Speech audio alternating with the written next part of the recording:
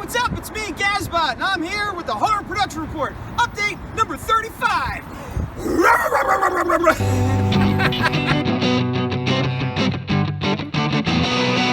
Hey, it's Friday night, and I'm working on Kid Switch. I said I wanted to get these 3 pages done by the end of the week, and I haven't. I got the inks, I had 3 pages, and I got the pencils and inks done on 2. I got the pencils and half the inks done on the 3rd one. So I have about a half page of inks and then all the coloring to do, which isn't as quickly done as I wanted to be, but I'm still pretty happy about it, and I'll probably put some work in over the weekend. Meanwhile, the Kickstarter is going great, and we hit another goal for pins. So now I'm making another pin, and anyone who got a physical backing of that is getting a pin. And we're getting dangerously close to the 2,000 mark, which is another another stretch goal, where I will be doing a dramatic reenactment of the entire first issue. I say dangerously close, but I look forward to that. But maybe you won't. Anyway, not a lot to say right now, so I'm gonna stop it, and we'll catch up again soon. Hey, it's Saturday morning, well, it's Saturday afternoon now, and it's nice out. I wanted to go out, maybe go for a bike ride, or go out with Q and play mini golf, or just do something, which we may do, but in the meantime, she wasn't ready to go out, so I decided to do a little house cleaning, pick up a few things. I'm way behind on all that stuff. I've kind of been waiting till I finish up Kid Switch and the horror, and then I'm just gonna go on like a crazy cleaning spree. But I also, after that, sat down and I'm working on inks for Kid Switch again. I'm finishing up the inks for page 3. As I said, I wanted to have it done by the end of the week, and now I'm trying to play catch up on the weekend. And these are deadlines I've imposed on myself. I mean, I have a deadline. I told Keith I'd have these pages done by the end of the month. But that's sort of a loose, I mean, it's not a loose deadline. That's when I said I'd do it and he wants it. But like, I'm sure if I was a day or 2 over, he wouldn't care given our relationship. And, you know, I still have 4 days left. It's not like I have to finish it by Monday, but that I want to be, Monday I want to be in a good position. Anyway, it doesn't matter. I'm also catching up on Samurai Ox videos. I had fallen a bit behind. He has, his current series is Don't Forget. He has a few others. He did the 100 Days and stuff like that. And it's funny because I've fallen a little bit behind on, well, a lot of videos. I tend to binge watch. I tend to, occasionally I'll watch the newest episodes of somebody's, but more often than not, I'll watch Yanimal for a day, and I'll watch like 5 of his episodes, and then the next day I'll watch, you know, Linkar, and then the next day I'll watch Ox, and then the next day I'll watch Angry Video Game Nerd or whatever, and that's good because I could just set a playlist and not worry about it for an hour or 2 hours, 3 hours, however long I'm watching for. But it's bad in that I fall behind, and yeah, Ox, it's funny because the first one I watched was him announcing he was doing a Kickstarter, and his Kickstarter just ended. Successfully, I might add. And you can still get his books and stuff. I'll put a link below, so don't feel like it's impossible to get his stuff. And you should check out his videos. You should check out his book. And he does a Kickstarter for each one, and as I've said before, he was kind of the inspiration for why I did my Kickstarter. You know, one of the inspirations. I can't give him all the credit. My friend Mike and a few other people told me things, but watching his success and his model, and he improves each time, which is my goal, because the way this went, I'll likely do a Kickstarter for issue 2, but hopefully do it better than I did this one. And not that I have any complaints about this Kickstarter I did, but you know, I'd like it, if anything, I'd like it to be better experience for the people who are contributing. I had nothing but positive, and I don't think of it as a negative, but if I can make it better, you know, more is the good. Anyway, I'm gonna get back to work and get back to watching, and maybe I'll go out later.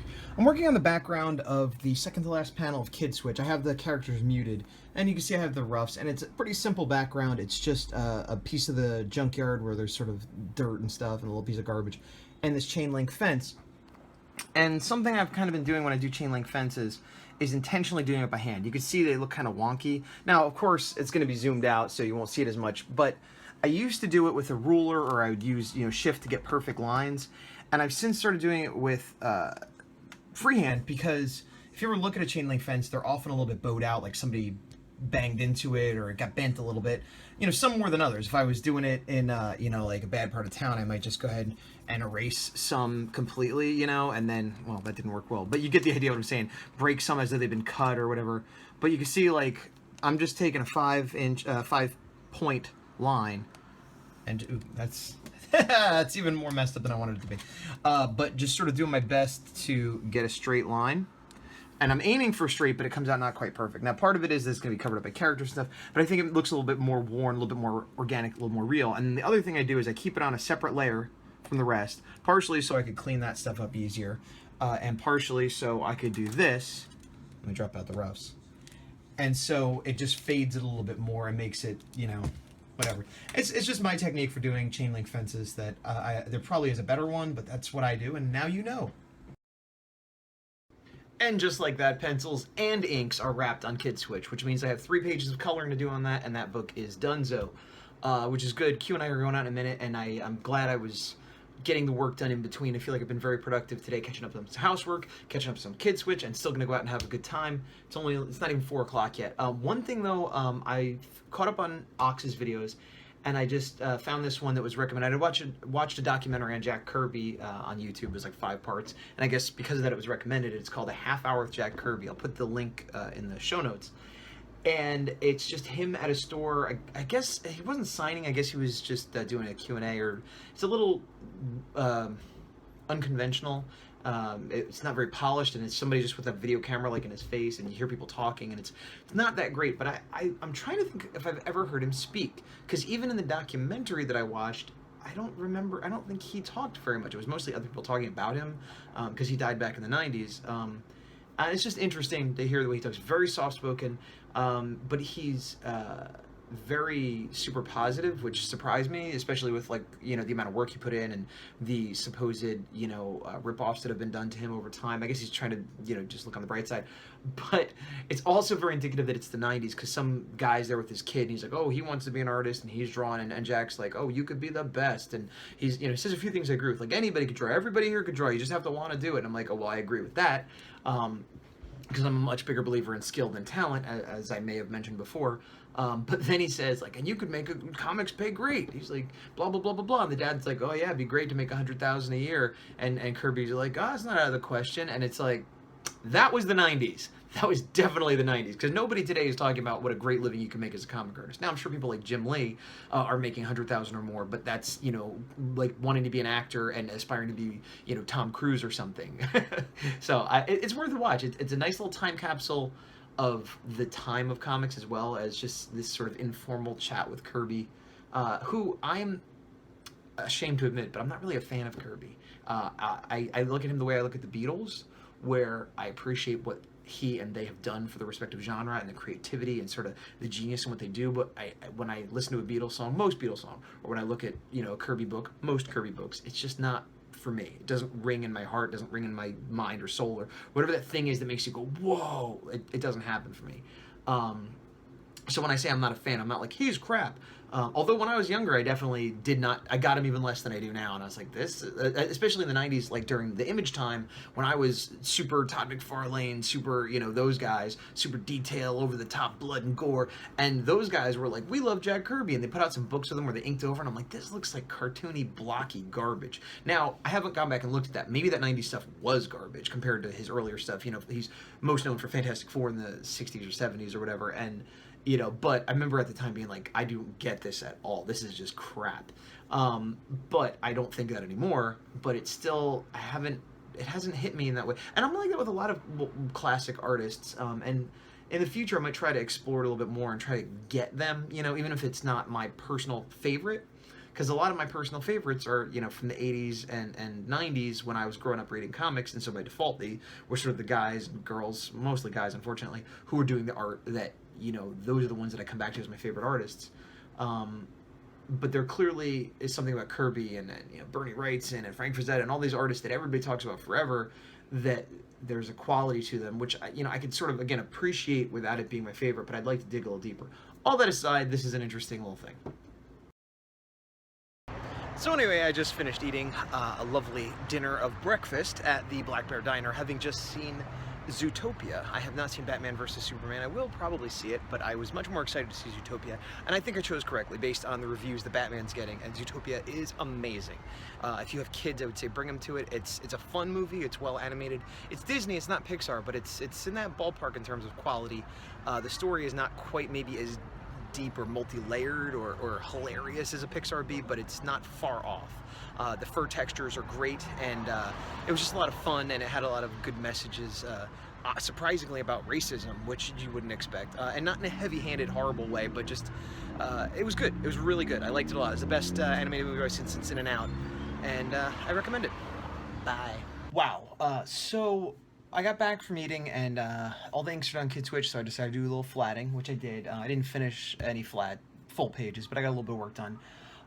Q's in the other room watching TV, and I thought, oh, maybe I could do some work in there, like maybe I'll start thumbnailing issue 2, which is not something that is urgent to do, but I do feel excitement and enthusiasm to get moving on the next issue. Even with the other stuff I need to wrap up, I feel like it might be a good idea to channel that, and also it's something I could do analog, just like going over the script, and thumbnailing I could sit next to her while I'm doing it, so it's like a win-win. And I was looking for the files for the second issue, and I found it, and I kept thinking it wasn't the most up-to-date file. Not because I read it and it seemed wrong or anything, but the most recent version of issue 2 I have is from December 22nd, 2014. Now it's March 2016. So that means, well, I guess it's less than 2 years, but, you know, more than a year has passed since I wrote that, and it's just like, oh my gosh. Like, it's a bummer that it was written so long ago, but I'm not dwelling on that. I'm dwelling on the, well, better get cracking, better get going. Let's not make it, you know, a year and a half before issue 3 comes out. So I'm gonna try to take what could be a horrifying realization of slow laziness and channel it into positive forward momentum. Well, it's Easter, so happy Easter to those of you who celebrate it. I don't not celebrate it or celebrate it. I have no strong stance either way. To me, it's always been about fuzzy bunnies and candy, and which means tomorrow will be my Easter, when candy is half off or more. Today, however, I am picking up supplies for modifying shelves and hanging art prints that we've been meaning to do for a while. And where did I go? That's right, the Dep, Home Depot, because I am a man. And so we close out Easter, the work being done, a pizza dinner being had, and manly man things. I bought a toolbox. Tools. And with said tools, assembled this assemblage of Star Warsiness. These are prints, like lobby cards, that were distributed at certain viewings of The Force Awakens. Q actually bought those on eBay. I went to Michael's, got some cheap frames, put them up. But the harder thing was putting up these saber stands, which I got on eBay a while back. Funny enough, I'd ordered them on eBay, and it turned out, this is back when I lived in New Jersey, the guy who made them was selling them out of a shop like 3 blocks down from my house, so I just went and picked them up and saved the shipping. This is semi-interesting. Unfortunately, Darth Maul, for some reason, has turned yellow over time. But when the magic really starts, of course...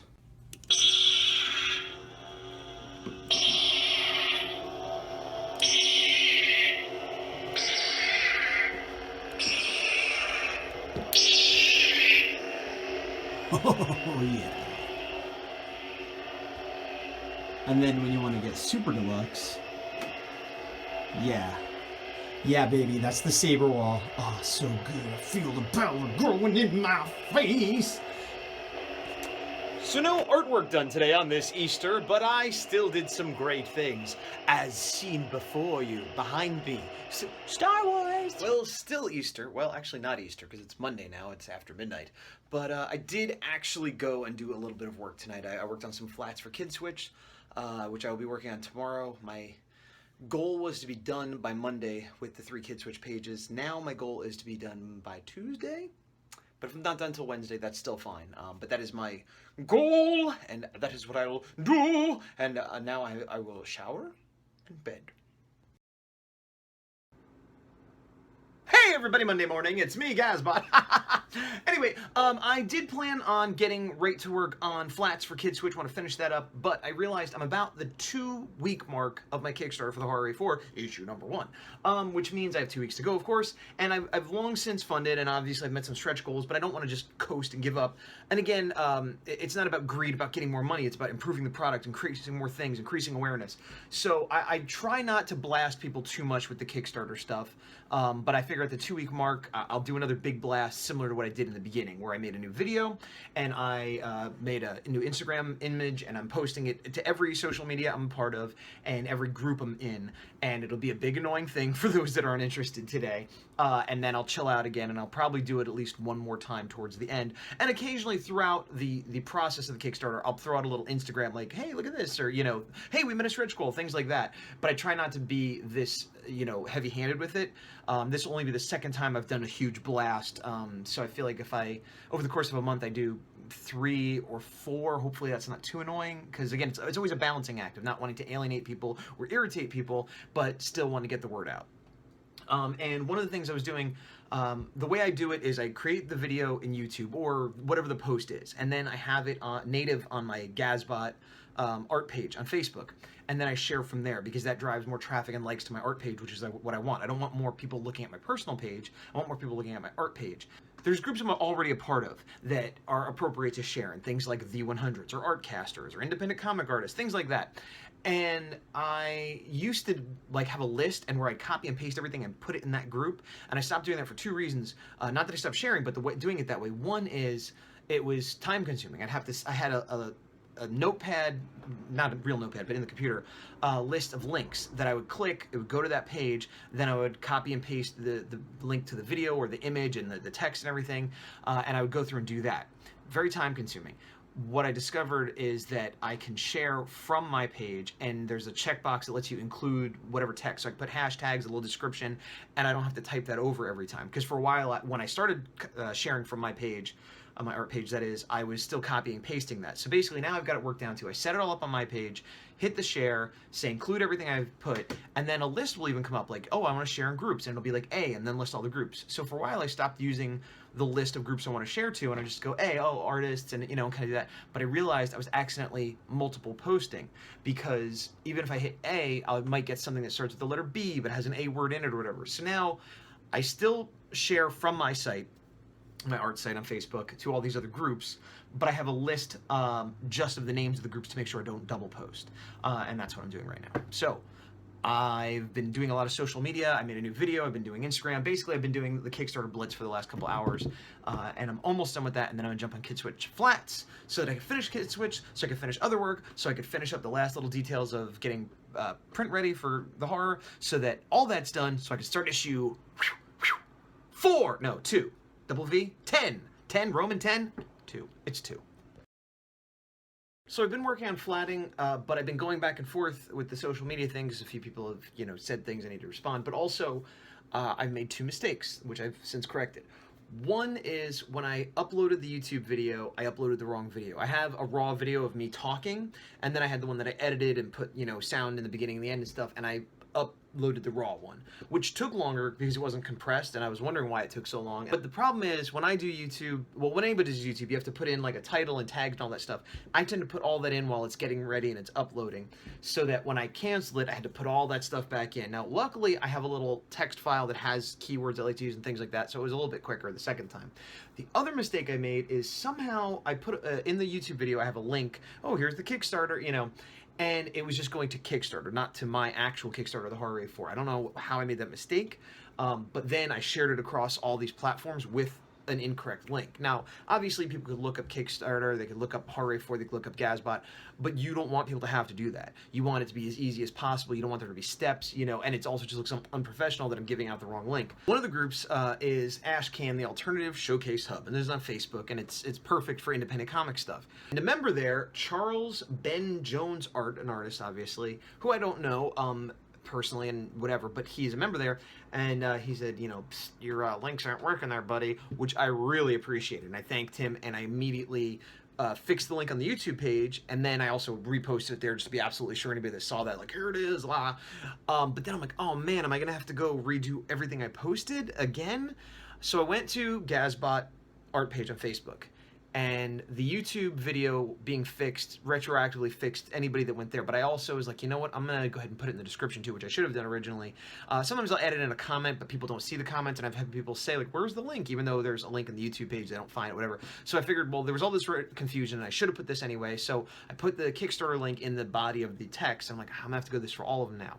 Nope, because luckily, the thing I was just talking about saved my butt, because since I shared it from Gazbot, it just changed everywhere. Everywhere that I had shared it, I said include the text, and I checked a couple pages getting ready to change them, already changed, because I changed it on the source at Gazbot. So, a little bit of a hiccup, but because of the way I'd structured things, it actually saved my butt, and it made it a lot easier. So,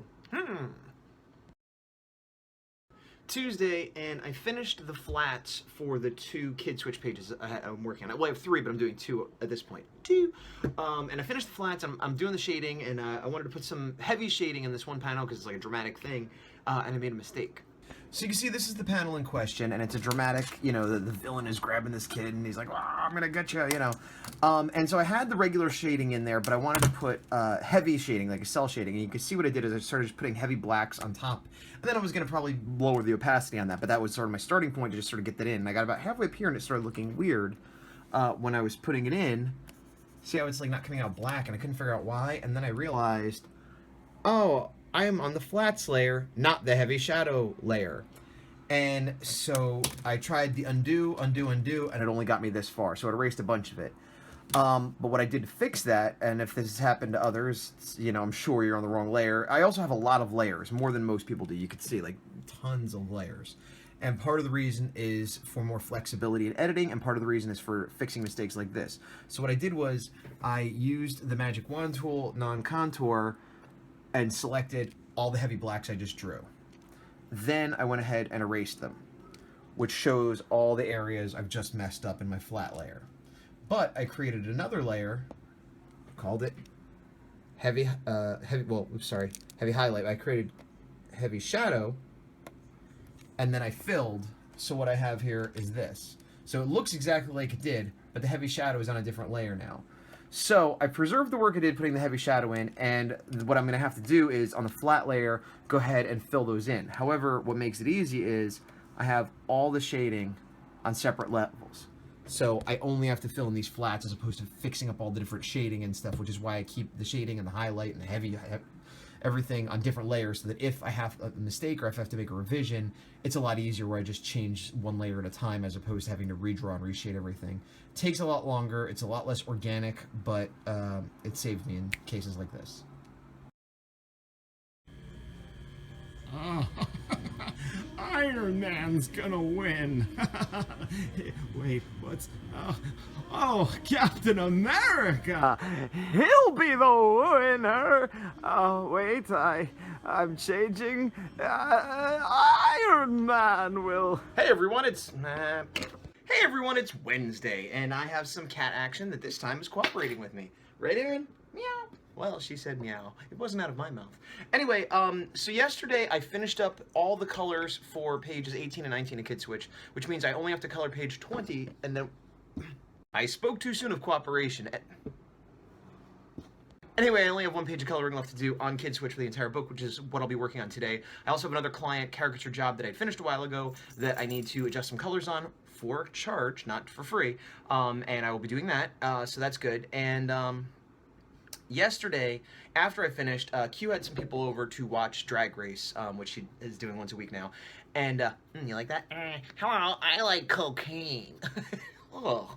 Anyway, so me and my pal Alex, aka the Big Dog, went out and did some toy hunting, shopping, whatever. Which basically, it's amazing that I found him to be my pal because previously I would do this by myself, but basically went out to 2 Toys R Us's, like 5 Targets, and like 8 Walgreens, just looking for discounts on toys or old toys that are no longer in rotation, etc. I ended up not buying anything. Well, that's not true. I bought some discount Easter candy, 50% off. I got some Cadbury eggs, like the traditional Cadbury eggs, which I was pretty happy about because I didn't get any last year, and that's one of my favorite Easter candies, aside from Peeps, I guess. So last night I had a dream. Well, I have lots of dreams. I remember most of my dreams. I'm one of those peoples. But last night I had a dream where I was at a convention and somebody wanted to write something down, and I was trying to give them a pen, but I had like brush pen that I had been drawing with, and they're like, I'll use this. I'm like, no, that's a brush pen. Let me give you a regular pen. You can mess up the tip. That's like a $2 pen. I don't want you to mess up the tip.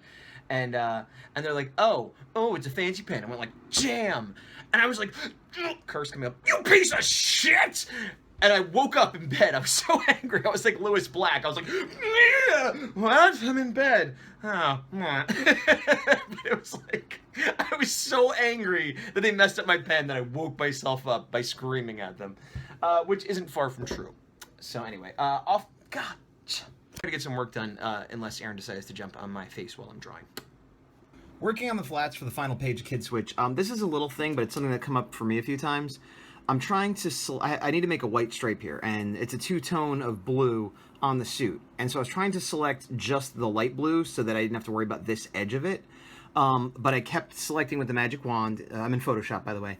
And it kept selecting everything. And I remembered sometimes you need to adjust the tolerance. So if you go up here, the magic wand, you go up here. Now I'm in like CS3, but I'm sure this is an all tolerance. It was set at 32. I moved it down to 10, and now all of a sudden it can see the difference between the two similar shades of blue. You can do it the opposite way if you have similar shades of a color and you want to select all of them. But anyway, it's just a little thing that I sometimes forget and have to remind myself. So I'm mentioning it to you in case this is helpful. Well, it's 5:30 Wednesday, and I, barring any last-minute revisions, am 100% done with Kid Switch.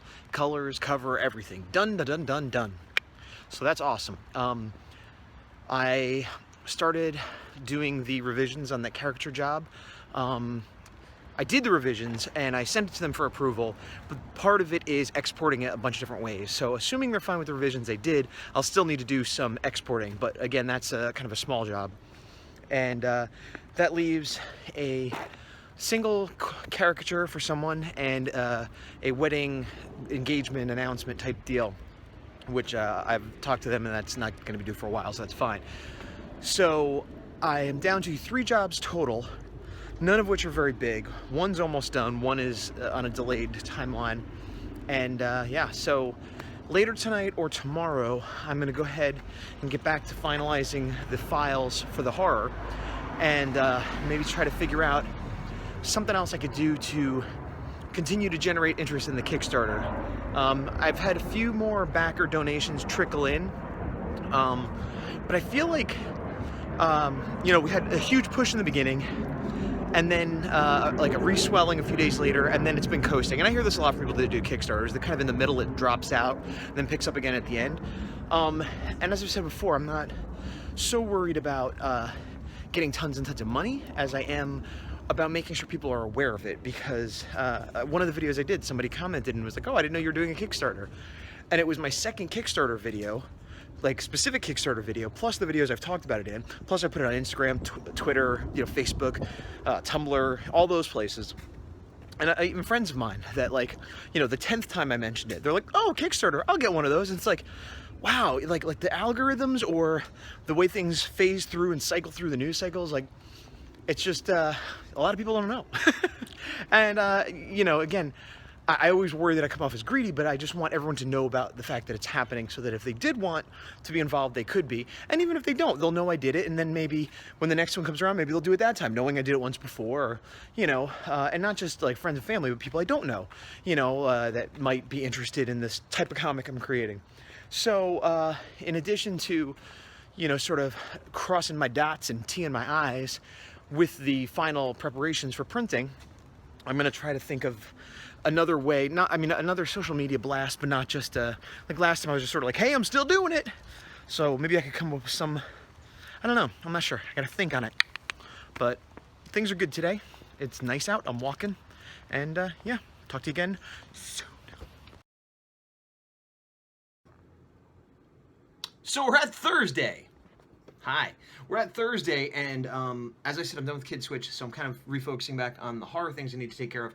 But before working on finishing up a few little gray details and things on the pages, I wanted to, as I said yesterday or seconds ago, kind of get the word out there again. And so I realized one of the things I need to do is, I had on my artist page sort of a Kickstarter header, and I wanted to update that. I'd updated once before, said stretch goals. I wanted to update it again to say, you know, 10 days left. And I also went ahead and made my profile pictures on both my regular page and my artist page. And then on my Twitter, all have the Kickstarter logo, because I keep finding that people just aren't even aware that I'm doing a Kickstarter, whether it's because of algorithms or I'm not being out there enough or whatever.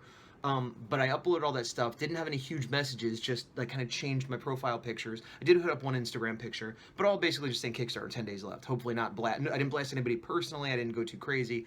and immediately, like within a minute, I got another backer. So clearly there was some truth to the fact that people don't realize either that it's happening or that it's about to end or whatever. But let me just show you real quick. So this is one of my profile pictures, and all I did was put the banner down here and here, and I had a different profile picture for my personal page and for my art fan page, whatever you want to call it. And again, it's sort of an inobtrusive way to remind people constantly that any post I do, even if I'm commenting on their things, if they're looking at my page, I don't have to be like talking about my Kickstarter, don't have to be talking about my comic, but if they're at all interested, they're like, oh, I guess this guy's doing a Kickstarter. So I feel like I wish I'd done this from the beginning and had it on there all month, but at least I have it now for the last week and a half. And this is the header, which I was previously using basically the cover and this, and it said Kickstarter. Then I added stretch goals. I've shrunk down the logo because what you basically see on the header is this, and I reused a panel and changed her dialogue to say 10 days left, and I might change that every day and put the little Kickstarters. And I've been doing that a lot, reusing panels, reusing covers to generate interest, to create more. I'm theoretically creating art, but I'm really just doing graphic design using available assets that I already have. So I'm not giving myself more like illustration work, but it creates the illusion that I'm doing lots and lots of work when I'm not doing that much. Yeah, so that's what I did today going into my workday, and it's already paid off with a new backer and higher visibility. So it's Thursday evening, it's like 6-ish. Dinner is going to be worked on very shortly. What did I do today? I pretty much worked on the horror all day, getting pages formatted and finishing up some grays, which I had talked about needing to do. But I've fallen into the trap, which I shouldn't, of correcting mistakes and improving things, so that I've only actually graded 2 pages of the like 8 or 9 I need to do, which, again, I'm totally fine on schedule and everything, but I could have got a lot more done, except that I'm correcting, which I shouldn't. I should stop, and I'm going to try to stop moving on. But I checked on the Kablam order that I said was coming, and check it out, it showed up. Now this is the test issues. Also, they were folded because my mail person has a tendency to take stuff and jam it in the box. It's like a little postal box. This was in there, so it was jammed. But let's take a look at what we got. Ha-ha. Ooh, oh. Ooh, oh. 2 copies. Piece of paper. All right. This is the back. Now, this is what was going to be the back until we hit the 3rd stretch goal, or 2nd stretch goal. One of those stretch goals. This will now be art, the horror-related art. And here is the front. No,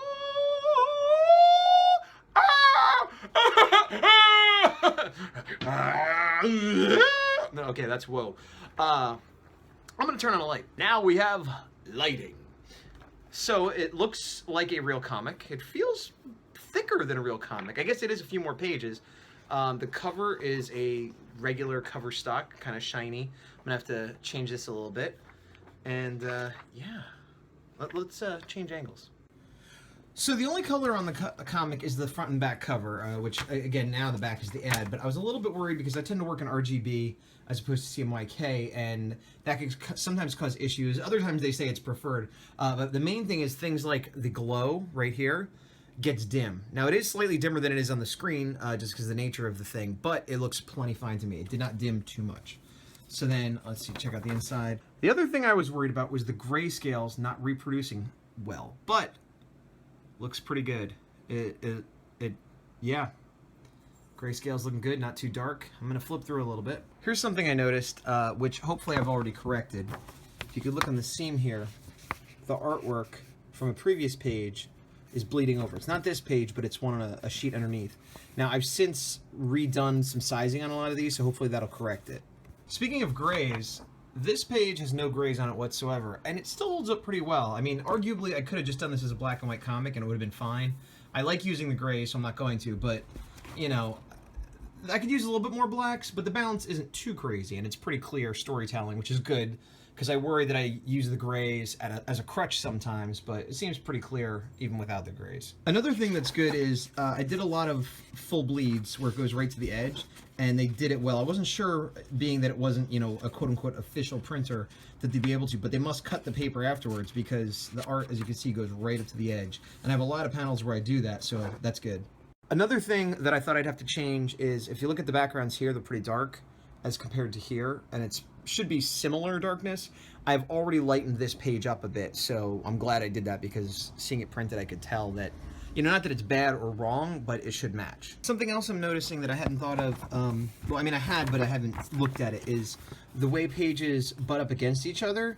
I don't have a border here and I don't have a border here, so they're both full bleed, which I was bragging about a minute ago, but they blend together. So I'm gonna have to go in and put some gutters on one or both of these to separate some of these a little better.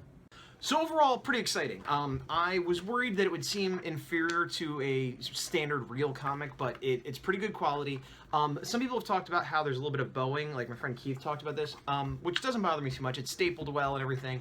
I'll probably just put stacks of books on top of them when I get them to make sure they stay a little flat, or even just doing this helps. Also, I've been thinking about when I sell them, putting them in a bag and a board, because the extra couple cents it costs to do that, it'll make them look a lot more professional presented. But overall, it's pretty cool.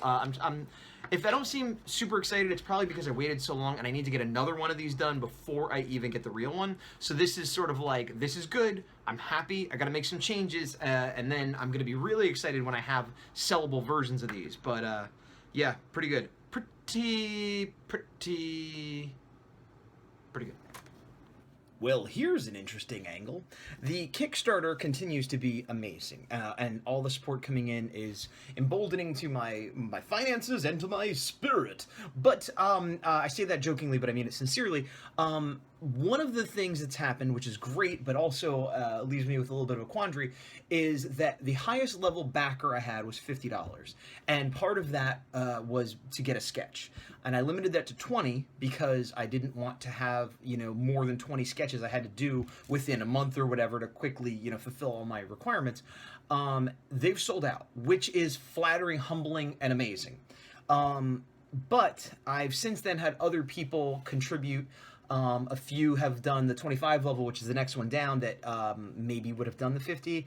I've had at least one person ask me, you know, if they could still get a sketch, and I'm not sure how to handle it, because the most obvious thing would be to create a new backer level, you know, $50, but you have to wait 2 months to get your sketch. Like, you're in wave 2, or maybe add an extra $5 or $10 or something, so that the people who got it originally, you know, aren't being cheated, you know, where they, oh, there's a limited amount. I don't want to be one of those people that has like an exclusive and then it's not an exclusive. So I had said I'd do 20 sketches.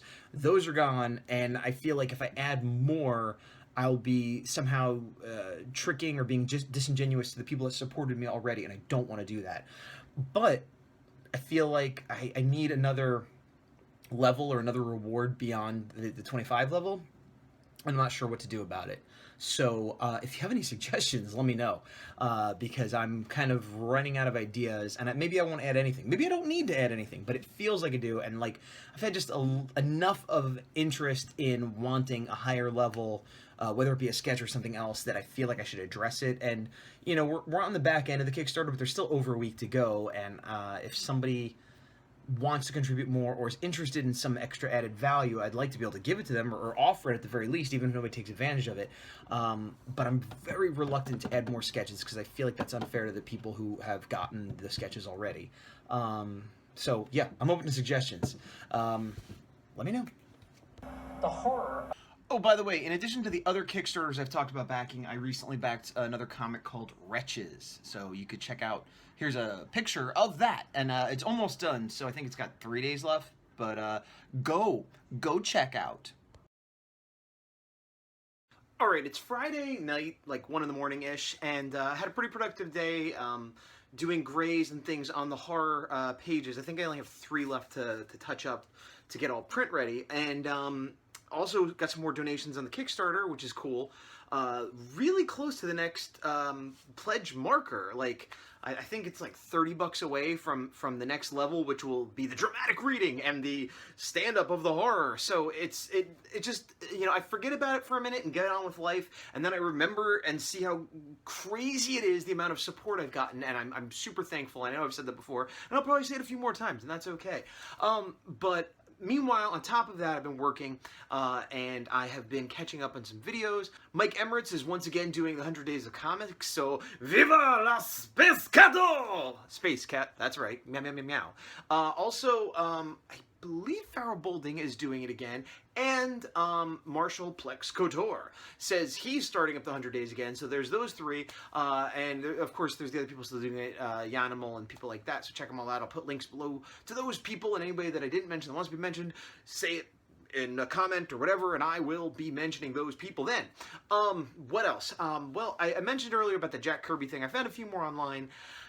It's interesting because it's Jack Kirby. I even found some of him drawing, but unfortunately they're all like really grainy. You can barely see what he's drawing.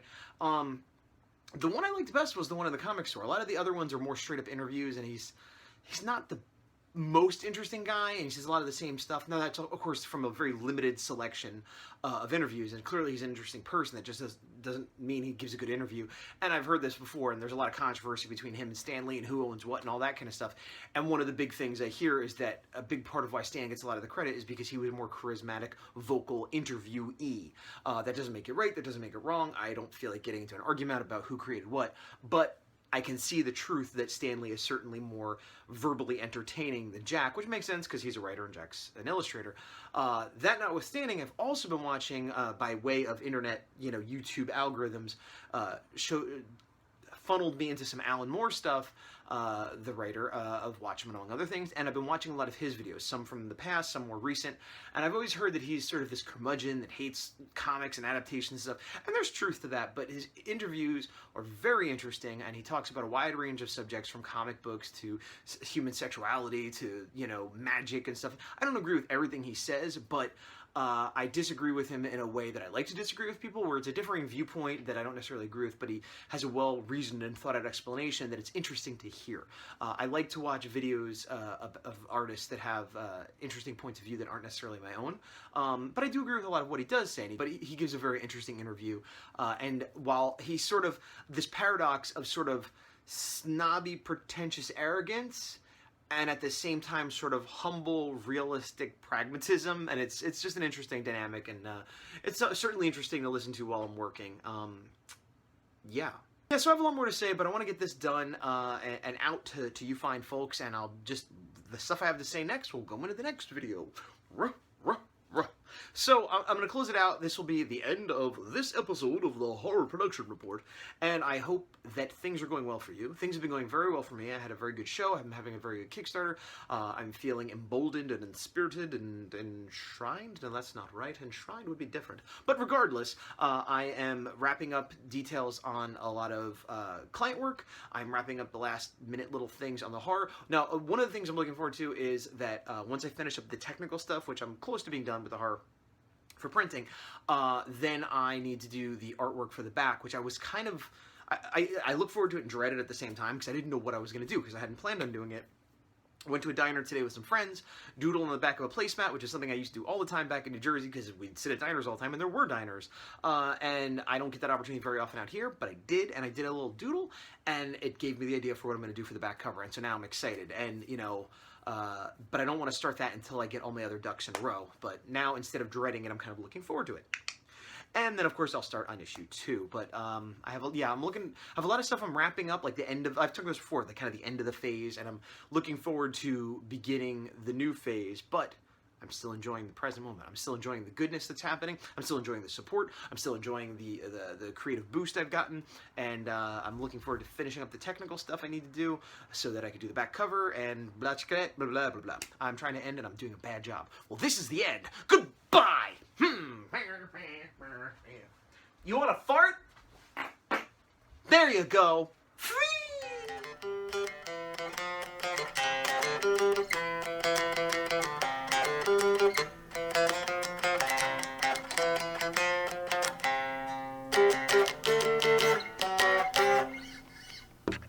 I posted. Body. Oh.